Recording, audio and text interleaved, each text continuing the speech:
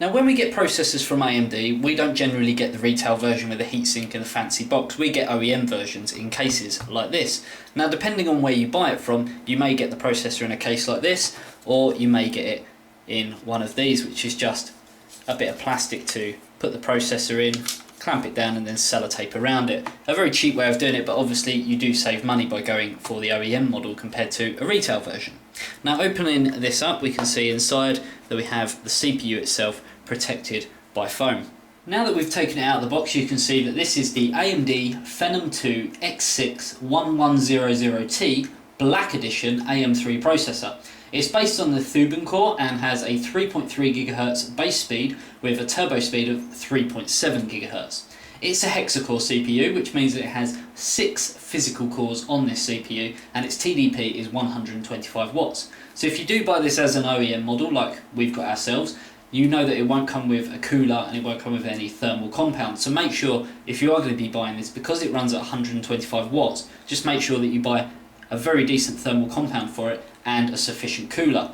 If you're stuck on what cooler and thermal compound to buy, head over to etechnics.com and we have a whole review section under cooling where you can find out lots of reviews and lots of information on how you could actually cool this processor. With AMD, they're still producing 45nm processed CPUs, and this is no different using the same architecture.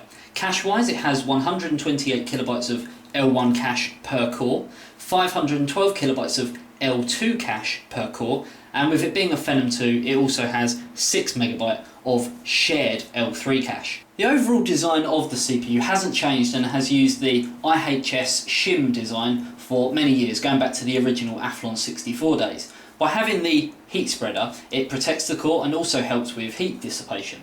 They've also put the relevant codes on the CPU, so you can determine exactly what model the CPU is.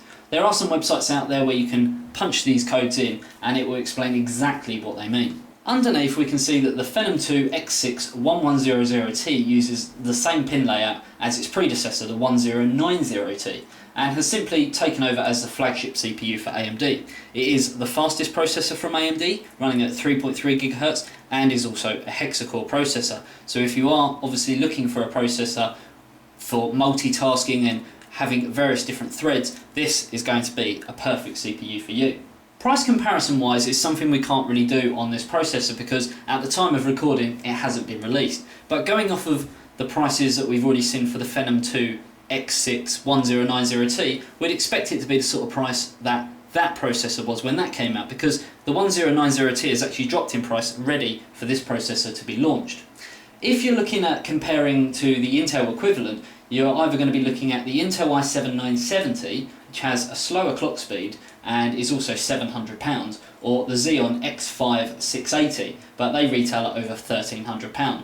Obviously Intel equivalents give you hyper-threading, but it's up to you if you can justify the pricing for going for an Intel processor or the cheaper AMD variant.